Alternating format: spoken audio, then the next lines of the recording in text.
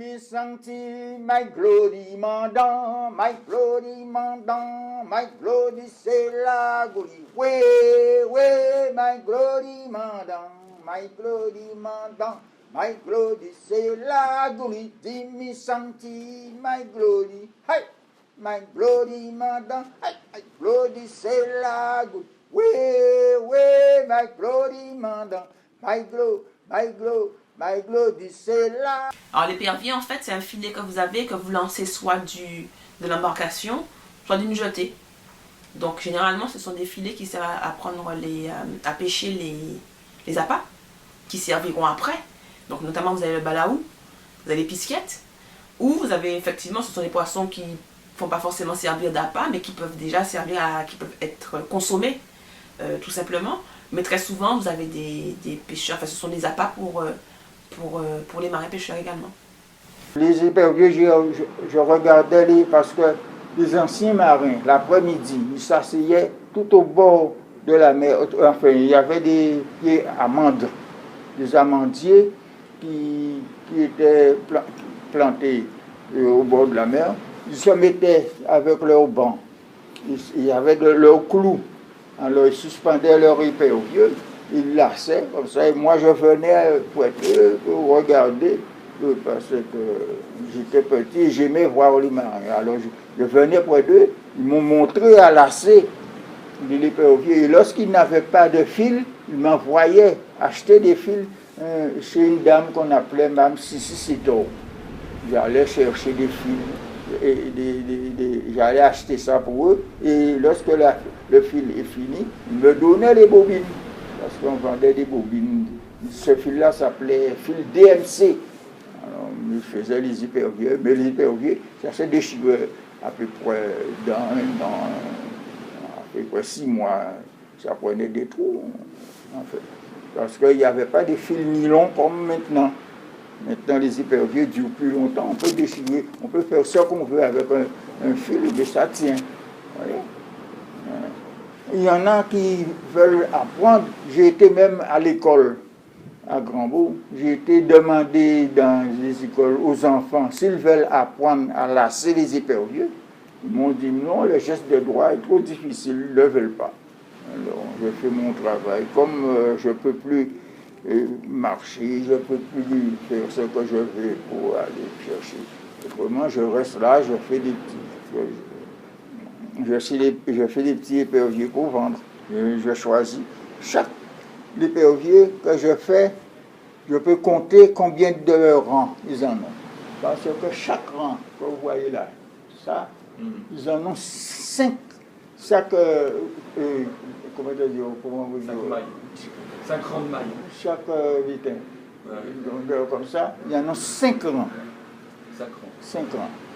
Alors je peux compter combien de rangs. Tel que celui-là, là, il y a 5 rangs. Comme ça, 5. Je peux compter combien il y en a. Un peu 5, 10, 15, vous voyez. Toutes les éperviers, vous voyez. Toutes.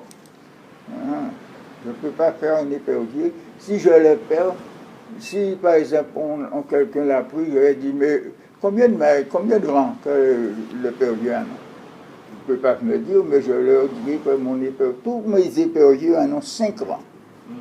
5 rangs de hauteur, ça. Quand vous étiez jeune, les éperviers étaient en coton. En coton. Et ils étaient tout blancs. Tout blanc. Il n'y avait pas de couleur. Non, tout blanc. Mais ça c'est lorsque vous le jetez à terre, parce qu'il n'y avait pas des éperviers, ils ne faisaient pas des éperviers à Zouban. Lorsqu'on les jetait à terre, ça entrait dans un caille, allez. Ça prenait un trou, mais il se raccommodait facile. Et l'épervier que vous achetez, qu'on achète dans des supermarchés, dans des boutiques, lorsque ça prend un trou, on ne peut pas le raccommoder. Parce que ça part, ça déchire comme ça. Ce sont des éperviers qu'on a fait à la machine. Et là, ces éperviers-là sont des éperviers manuels qu'on fait rien qu'à la main. Je ne fais rien qu'à la main. Je commence à lasser. Lorsque je fais peut-être 1 heure, 2 heures de temps, il faut laisser reposer mon doigt parce que ça me brûle. Pour pêcher, ils prennent il y en a des éperviers à haubans. ils prennent des appâts. Mais les éperviers à Auban, c'est moi-même qui les fais. J'ai déjà fait pas moins de 100 et quelques, 80 et quelques éperviers pour vendre pour les pêcheurs, pour leur activité. Et je les donnais, je les vendais à Saint-Louis, partout. Je fais tout. Ah oui. Je fais tout. Et je mets les aubans, je fais tout. J'avais bientôt, j'ai vendu. Ah oui, d'accord. Vous faites encore de cet épervier? Oui, je l'ai fait. Mais pour qui vous le faites? Pour n'importe qui, celui qui veut, il m'achète. Il peut bien à Auban. J'ai commencé un grand, chez ma fille à Pointe-à-Pitre. Là, est-ce que ça va finir? C'est pas un épervier qui est jeté alors? Quel type de poisson? Quel type de poisson? On comprend avec, on prend des balaous bleus, on peut aller, parce que les éperviers à Auban, on peut les jeter à n'importe quelle hauteur. N'importe quelle hauteur. Dès qu'on voit des balaous, mais des poissons sous l'eau, on prend même des jeunes orphies. Et on peut prendre des sardines avec, mais il ne faut pas que ça, on le jette à terre, comme les éperviers à Bousse.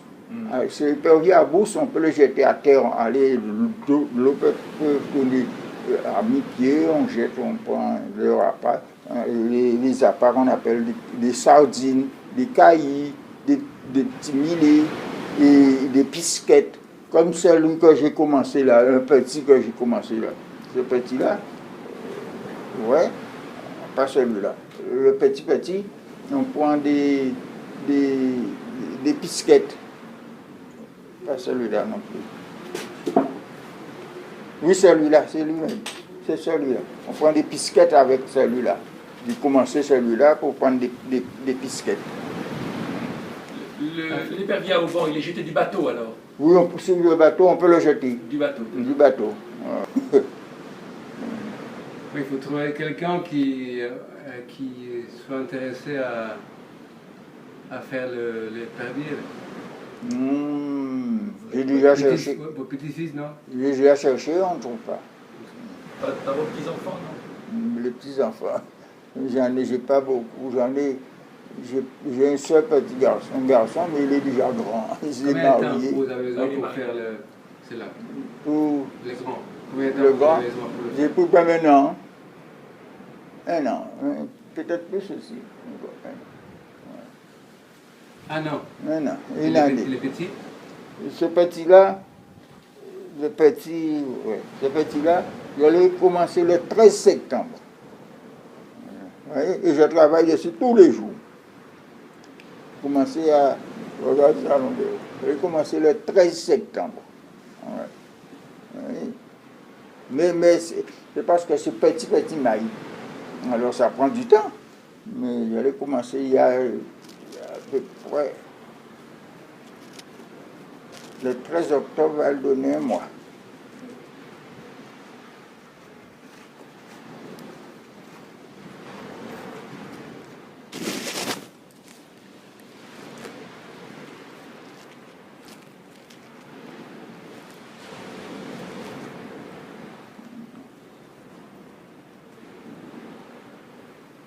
Ça fait un mois que je l'ai commencé, tout à l'heure.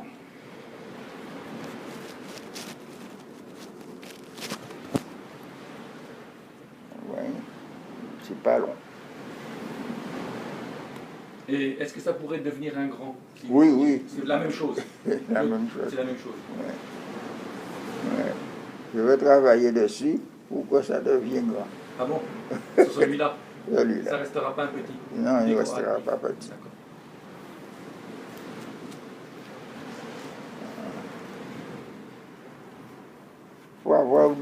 Pour faire une épervier, il faut avoir beaucoup de patience. Et c'est ça que les jeunes n'ont pas. Ils n'ont pas de patience pour faire.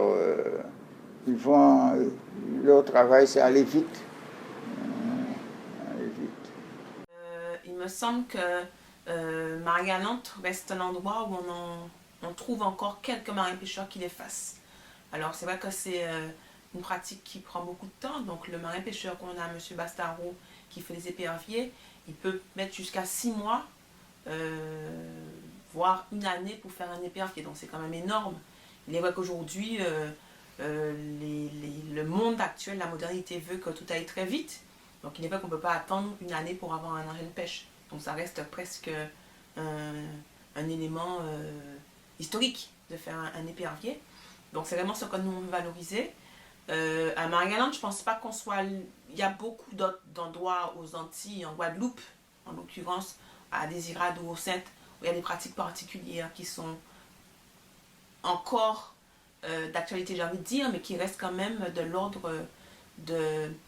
On va pas dire l'obsolescence, mais c'est pas remis au goût du jour, c'est-à-dire que c'est pas mis en avant, et puis une fois que les seules personnes qui détiennent ces savoirs seront plus là, ben, les savoirs seront perdus, je pense, à jamais, quoi. On n'aura que des photos, on n'aura pas par exemple cette explication, et puis non seulement l'explication de la confection, mais surtout l'explication autour de ces engins, de ces objets en général, il y a une histoire. Pourquoi est-ce qu'on a choisi cet engin, cet outil, ces matériaux?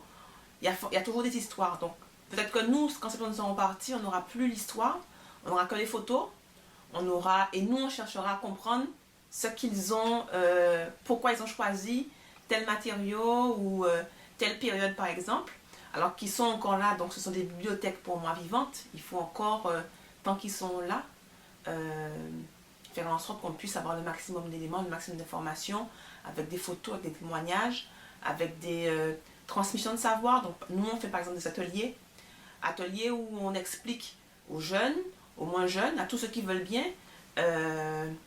comment faire justement ces engins de pêche. Donc M. Bastaro et d'autres marins pêcheurs qui sont avec nous, qui ont 80, comme je vous dis, 70, 80, 90 ans, sont là vraiment pour pouvoir transmettre aux enfants.